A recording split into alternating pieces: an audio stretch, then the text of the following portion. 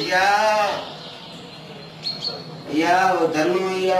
வியாபார நேரத்தில் வந்து உயிர் எடுப்பானோ. யோ போயா போய் அடுத்த கடை போறியா போயா. ஐயா ஐயா ஒரு நிமிஷம் நில்லுங்க.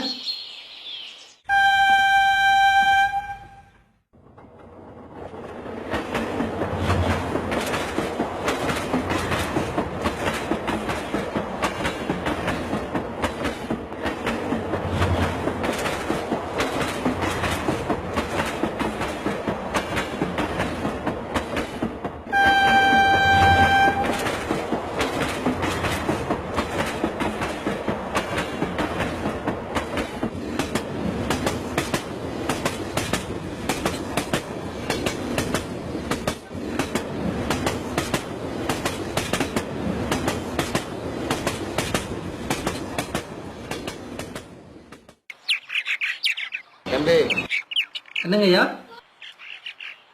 தம்பி நான் ஒன்று கேட்பேன், தப்பா நினைச்சுக்க மாட்டீங்களே? என்ன சொல்லுங்க ஐயா.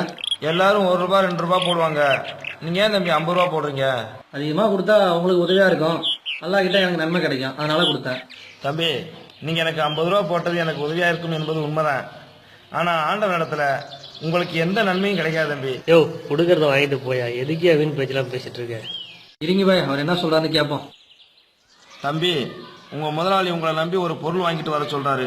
அந்த பொருளோட விலையை விட அதிகமா பில்லு போட்டு வாங்கி உங்க முதலாளியோட நம்பிக்கைக்கு மோசடி பண்றீங்க. அந்த பணத்தை இருந்து தர்மம் பண்றீங்க. இதுக்கு உங்க அல்லாஹ் இடத்துல நன்மை கிடைக்காது, தண்டனை தான் கிடைக்கும் தம்பி.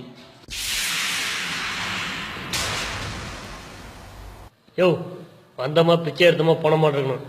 நீங்க வந்து சும்மா சட்டமெல்லாம் பேசிட்டு இருக்காதையா. தம்பி நான் பிச்சைக்காரன் தான், அதுக்கு நான் பெத்த பிள்ளைங்க காரணம்.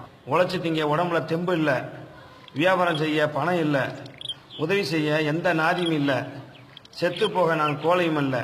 எனக்கு எந்த கஷ்டம் வந்தாலும் அடுத்தவங்க பொருளை திருட மாட்டேன், ஏமாற்ற மாட்டேன், மோசடி பண்ண மாட்டேன், மோசடி பண்ணுறவங்களுக்கு துணை போகவும் மாட்டேன். இந்தாங்க தம்பி உங்கள் பணத்தை நீங்களே வச்சுக்கோங்க.